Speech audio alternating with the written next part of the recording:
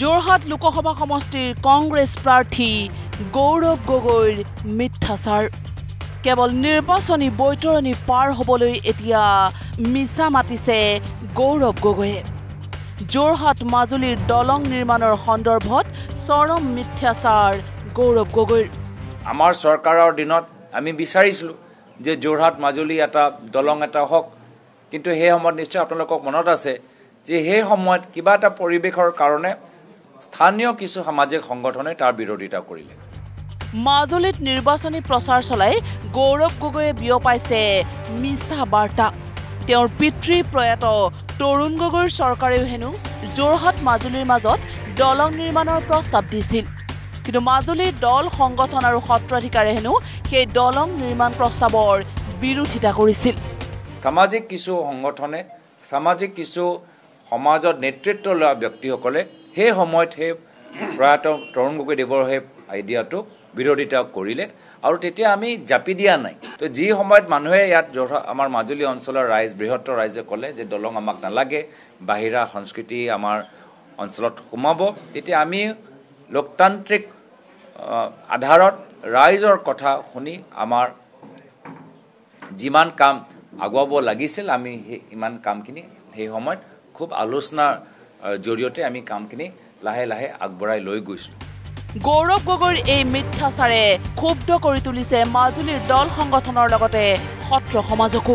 গৌৰৱ গগৈৰ এনে চৰম মিথ্যাচাৰৰ বিৰুদ্ধে তীব্ৰ প্ৰতিক্ৰিয়া প্ৰকাশ কৰি আছু নেতা সূৰ্য ভূঞাই ক'লে ৰাজনৈতিক উদ্দেশ্য প্ৰণোদিতভাৱে ভুল তথ্য দিছে গৌৰৱ গগৈয়ে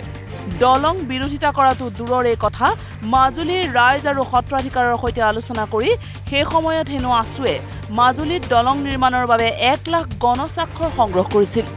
সেই সময়ত মই সদৌ যোৰহাট জিলা ছাত্ৰ সন্থাৰ সভাপতিৰ দায়িত্বত আছো তেতিয়া মাজুলীৰ পৰা মাজুলীৰ সত্ৰাধিকাৰসকলৰ লগত আলোচনা কৰি মাজুলীবাসী ৰাইজৰ লগত আলোচনা কৰি পেলাই আমি মাজুলীত যে এখন মাজুলী যোৰহাট দলং লাগে এয়া আমি নিৰবিচ্ছিন্নভাৱে আন্দোলন কৰিছিলোঁ আৰু যাৰ পৰিণতিস্বৰূপে আমি মাজুলীত 1 লাখ গণস্বাক্ষৰ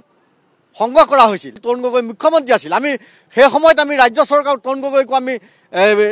স্মাৰকপত্ৰ প্ৰদান কৰা হৈছে আমি দাবী উত্থাপন কৰিছিলোঁ যে মাজুলী যোৰহাট এখন দলং লাগে কিন্তু এই যিটো কথা এতিয়া গৌৰৱ গগৈয়ে কৈছে যে মাজুলীত দলংটো বিৰোধিতা কৰিছিল দল সংগঠনে বিৰোধিতা কৰিছে মাজুলীবাসী ৰাইজে বিৰোধিতা কৰিছে সত্ৰাধিকাৰ বিৰোধিতা কৰিছে এইটো এটা ৰাজনৈতিক উদ্দেশ্য প্ৰণোদিত বক্তব্য আৰু এনেকুৱা ধৰণৰ বক্তব্যৰ পৰা আমি আঁতৰি থাকিবৰ কাৰণে গৌৰৱ গগৈক সকীয়াই দিয়া হৈছে আৰু যোৰহাট দলং যে মাজুলীবাসী ৰাইজে বা দল সংগঠনে বিচৰা নাই বুলি যে যিটো গৌৰৱ গগৈয়ে ৰাজনৈতিকভাৱে ইতিমধ্যে প্ৰচাৰ কৰিছে ইয়াৰ পৰা বিৰত থাকিবৰ কাৰণে আমি সকীয়াই দিয়া হৈছে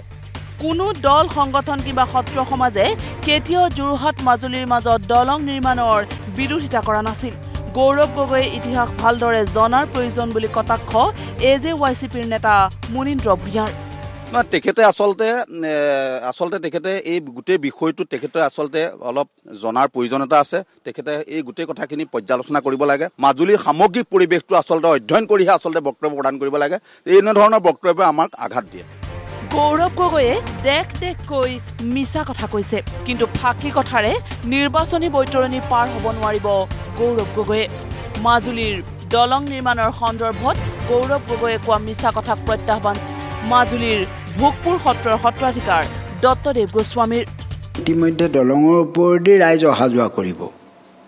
আৰু এবছৰৰ পাছত দলঙৰ ওপৰেদি অহা যোৱা কৰিব গতিকে আমি এটা কথা দুখ পাইছোঁ যে ৰাজনীতিটো এনেকুৱা বস্তু যে ইয়াতে আধ্যাত্মিক দিশৰ যিসকল ধৰ্মগুৰু সেইসকলক অকণমান যদি ইয়াতে সাঙুৰ খুৱাই দলঙক লৈ বা অন্যান্য আমি অকণমান দুখ পাওঁ যিহেতু বিশেষকৈ ব্যক্তিগতভাৱে মই কোনো এতিয়ালৈকে ৰাজনীতিত জড়িত নহয় দলঙক লৈ বা মৃত মানুহ এজনক লৈ এইখিনি ৰাজনীতি যাতে কোনেও নকৰে প্ৰয়াত তৰুণ গগৈ মুখ্যমন্ত্ৰী হৈ থকাৰ সময়তো হেনো কেইবাগৰাকীও সত্ৰাধিকাৰে মাজুলীত দলং নিৰ্মাণ তথা ব্ৰহ্মপুত্ৰ সংৰক্ষণৰ সন্দৰ্ভত 3খনকৈ আবেদন কৰিছিল কিন্তু সেই আবেদন নাকচ হৈছিল গৌৰৱ গগৈ এটা ফাঁকি কথাই গৈ গ'ল মাজুলীত তেখেতৰ পিতৃৰ হাতত মই 3খন পিটিশ্যন দিছিলোঁ ব্ৰহ্মপুত্ৰ সংযোগৰ বাবে গতিকে একশ্যন তেখেতসকলে একো নহ'লে বহুত সত্ৰাধিকাৰে দেখোন এইটো নিবিচাৰে আপুনিনো কেলে দিলেহি বুলিয়ে ক'লে গতিকে মই নিজে এইটো ভুক্তভোগী সেইকাৰণে তেখেতে অকণ ফাঁকি দিয়া বুলি মই অনুধাৱন কৰিছোঁ কেৱল দলং নিৰ্মাণেই নহয় মাজুলীত 500 কিলোমিটাৰ পথ পকীকৰণৰ সন্দৰ্ভতো গৌৰৱ গগৈ মিছা মাতিছে বুলি অভিযোগ আধাৰ সত্ৰৰ সত্ৰাধিকাৰ মহেশ গোস্বামীৰ এইটো তেওঁ দেখোন লেগজেগকে মিছা কথা কৈছে এই 500 কিলোমিটাৰ মানে ৰাস্তা মাজুলীত পকা হোৱাই নাই এতিয়ালৈকে ব্ৰিক পাইছে এইটো END ডিপাৰ্টমেণ্টৰ ৰাস্তাবিলাকত সেইটো এতিয়া বৰ্তমান চৰকাৰে কৰিলে আমি আৰু যিটো দেখিছোঁ এইটোৱে ক'ব লাগিব এই ফাঁকি কথাবিলাকেৰে নিৰ্বাচনৰ বৈতৰণি পাৰ হ'ব নোৱাৰে কেৱল লোকসভাৰ নিৰ্বাচনৰ বৈতৰণি পাৰ হ'বলৈকে এনেদৰে এতিয়া মাজুলীত গৈ গোকাত মিছা মাতিছে গৌৰৱ গগৈয়ে কিন্তু মিছা কথাৰে কেতিয়াও ৰণ জিকিব নোৱাৰি কেমেৰা পাৰ্চন পুলকৰ সৈতে মাজুলীৰ পৰা ৰঞ্জন বৰা নিউজ লাইভ